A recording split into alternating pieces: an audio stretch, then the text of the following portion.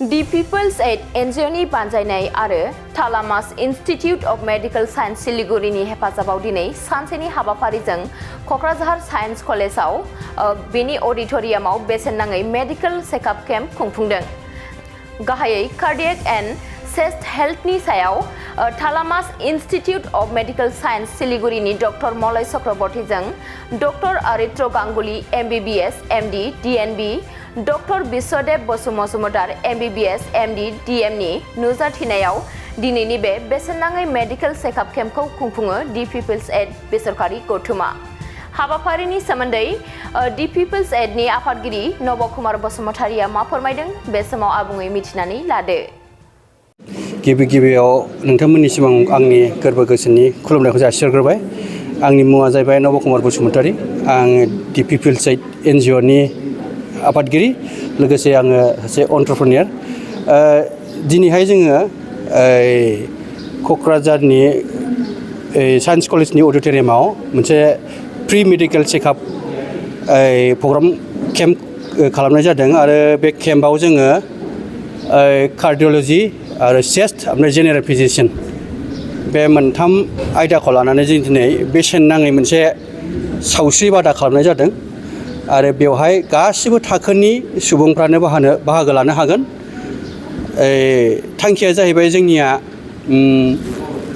जाय बिथांमोना माने सावस्रिनि बागै बारा सांग्रांथि गैया, बिथांमोना फैनानै बिथांमोना गावनि देहाखौ टेस्ट खालामजानो हागोन, जाहाथे बिथांमोननि देहायाव मा दं मा गैया आर्लि मोनसे डिटेक्सना जायो।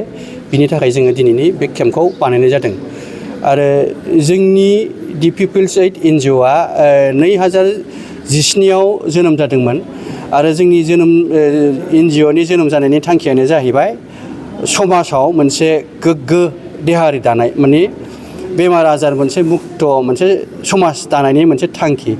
बे असिलाखौ लानानै जोङो 2017निफ्राय दिनैसिम 8 बोसोर बे खामानिखौ जोङो सम सम मावबोबाय थायो। बेनो जोंनि थांखि। दिनैहाय जोंनि नैबे प्रग्रामाव जोङो सिलिगुरिनि थेलामास इन्स्टिटिउट अफ मेडिकेल साइन्स होननाय मोनसे गिदिर मोनसे हस्पिटाल, जाय जोंनि रायजो राजाफ्रा फ्राय जोंनि क'क्राझारनिया मोनथिगौ, डक्टर मलय चक्रवर्ती होननाय बिथांनिनो गोदान हस्पिटाल। दा बिथांमोननि हस्पिटाल आरो जोंनि NGO दि पिपल्स एड आरो जोंजों लोगोसेयाव दंफायो दिनैनि बे हाबाफारियाव क'क्राझारनि बिद्याबिल्ली जुनियर स्कुल आरो मोनसे जाखांफुनाय मोनसे स्टार्टआप कम्पानि, बेयो जाहैबाय सुजुक सार्भिसेस प्राइभेट लिमिटेड। जोङो मोनब्रै अर्गेनाइजेसन लोगो नांनानै दिनैनि बे प्रग्रामखौ बानायदों। मेडिसिनफोरबो हरनाय जादों। मेडिसिनखौ बिदि हरनाय जायाखै, खिन्थु मोनसे जोङो बे हस्पिटालखौ खावलायनायलाय जोङो बुंदों बिसेसकरि जोंनि बे ओनसोलाव बहुद इक'नमिकेलि एसे गोहो गैयै सुबुंफोरा बांसिन थायो। बिनिखायनो फार्दार जुदि ट्रिटमेन्ट लानांगौबा नोंथांमोना एसे रेहाय होनांगोन, जों बिथांमोनखौ खावलायदोंमोन। बिथांमोना बुंदों दिनैनि जि बेसेन नाङै प्रग्रामाव जाय बाहागो लागोन बिथांमोननि थाखाय जोङो 20% माने 20% डिसकाउन्ट होनाय जागोन। बेहाय माखासे टार्म्स एन्ड कन्डिसन थागोन, बिथांमोना बेखौ बुंगोन, खिन्थु बिथांमोना बेखिनिखौ 20% रेहाय होगोन होननानै जोंनिसिम फोरमायहरदों आरो जों कुपनखौबो गमामायै हरगासिनो दङ। नोंथांनि नैबे पिपल्स एड NGOआ सावस्रि बिथिंनि अनगायैबो गुबुन गुबुन लामाफोराव हाबा। औ, जोंनि बे पिपल्स एड NGOआ सावस्रिनि बादैबो जोङो इडुकेसन, लाइभलिहुड आरो फरेस्ट माने हाग्रायारि संरैखा, बेफोरनि सायावबो जों खामानिखौ मावो। दासिम दे फुंनिफ्राय जोंनियाव 30+ जाबाय आरो लासै लासै फैबाय थागोन, खारन जोङो दिनै बेलासिनि 4 बाजिसिम लादों। बेबायदिनो आरो आङो दिनै नोंथांमोननि गेजेरजों मोनसे फोरमायहरनो सानखायो जे जोङो फैबाय थानाय नैबे 22 मार्चआवबो आरोबाव बेबायदिनो मोनसे जोङो सावस्रि बादा लागोन, बेसेन नाङै सावस्रि बादा। बियो एसे दस्रा माबायाव जागोन।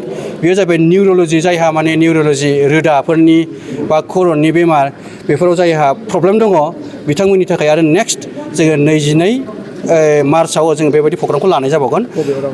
जोङो नैबेहायनो लानाय जागोन। बे साइन्स कलेजनि अडिट'रियामाव लानाय जागोन आरो 23 मार्च खालि जोङो बेलासियाव माखासे जोंनि ओनसोलनि गण्यमान्य व्यक्तिफोरखौ लानानै मोनसे CME थारमाने निउर'लजिस्टनि सायाव मोनसे धेकियाजुलि बाथासिपुर हालामनि रायजो राजाफोरनि थाखाय गोनांथार फोसावथाय। धेकियाजुलि बाथासिपुर हालामनि आबि सेन्टार साखाथियाव थानाय बर' बिजोंनि फरायसालि दानसोरां एकाडेमियाव 2025-2026 बोसोरनि थाखाय गोदानै फरायसाफोरनि मुं थिसननाया सोलिगासिनो दङ। बे फरायसालियाव थाखो बिथराइनिफ्राय लानानै थाखो 9सिम मुं थिसननो हागोन।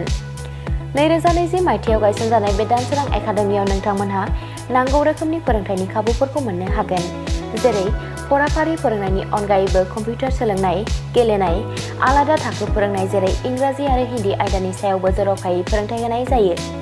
बेनि अनगायैबो हौवासा आरो हिन्जावसाफोरनि थाखाय आलादा हस्टेल थानायनिबो खाबु दङ। बेजों लोगोसेनो फरायनायाव उन जानानै थानाय एबा गोसोआव लाखिनो हायै फरायसाफोरखौ आलादायै फोरोंनायनिबो खाबु होनाय जादों। मख'नो गोनांदि बिथराइ थाखोनि मुं थिसननायखौ बेसेन लायालासे थिसननाय जादों। बेनिखायनो गोसो गुदुं दिथागिरि नोंथांमोनहा गाव गावनि गथ'फोरखौ दानसोरां एकाडेमियाव मुं थिसननो गोसो दङब्ला थिसननो हागोन।